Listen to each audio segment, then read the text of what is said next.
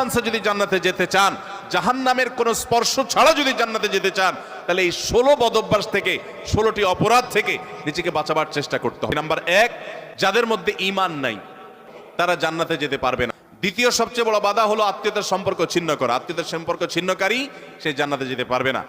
তৃতীয় বড় বাধা হলো যারা চগলখড়ি বদঅভ্যাস আছে এই রোগটা। চতুর্থ, প্রতিবেশীকে কষ্ট দেওয়ার রোগ যাদের আছে। 5 নম্বর হলো অহংকার। 6 নম্বর হলো প্রতারণা করা, মানুষের সাথে মানুষকে ধোঁকা দেওয়া। 7 নম্বর হলো দান করার পর খোঁটা দেওয়া। 8 নম্বর হলো কৃপণতা।